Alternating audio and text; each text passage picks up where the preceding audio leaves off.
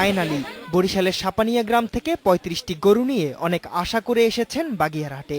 তিনি মনে করেন স্থানীয়ভাবে পালাই গরুর চাহিদা উত্তরাঞ্চলে কৃত্রিমভাবে মোটাতাজা করা গরুর চেয়ে অনেক ভালো, দামেও কম। তাতে দরদাম মোটামুটি ভালোই হইতেছে, অর্থাৎ তেমন তাক বেচা কিনে করতেছি না। হ্যাঁ, গায়ের পরিস্থিতি দেখতেছি। কুষ্টিয়া জয়সর যথার গরু হোক, ইন্ডিয়ান যথার গরু হোক, তার লাগে চ্যালেঞ্জ করে গরু বেচা যাবে।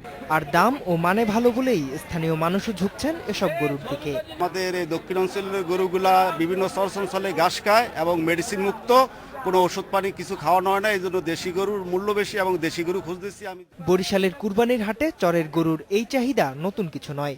স্থানীয় পশুর চাহিদা ভালো হওয়ায় এবার কৃত্রিমভাবে বড় করা এবং ভারতীয় গরুর চাহিদা একেবারেই নেই এইসব হাটে। আমাদের এখানে যে সমস্ত গরুগুলো আসে এগুলা লোকাল গরু দিয়ে আমাদের সাধারণত মধ্যবিত্ত যে সমস্ত পরিবার আছে তারা এগুলা দিয়ে চলতে পারে। আমাদের বাহিরের গরুর কোনো তেমন একটা হয় না, দরকার হয় না, যেহেতু আমাদের চর এলাকার গরুগুলা ঘাস টাস খাইয়ে মোটামুটি মোটা তাজা হয়। এবছরও বরিশালের ৬ জেলার ৩৩৫টি হাটে প্রায় ৩ লাখ গরু, মহিষ ও ছাগল এসেছে বলে মনে করেন সংশ্লিষ্টরা। আসন্ন ঈদ উপলক্ষে বরিশালবাসীদের যে চাহিদা, আশা করি তার চেয়ে বেশি পরিমাণ গবাদি পশু বাজারে আসবে এবং রিজনেবল প্রাইজেই পাবে। অতীতেও বরিশাল বিভাগে গবাদি পশুর কখনো সংকট হয়নি, বর্তমানে কোনো সংকট হবে না।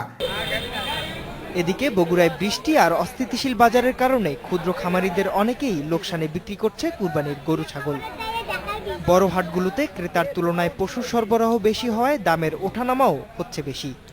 তবে কোনো কোনো হাটে চাহিদা মতো দামও পাচ্ছেন খামারিরা। Independent news.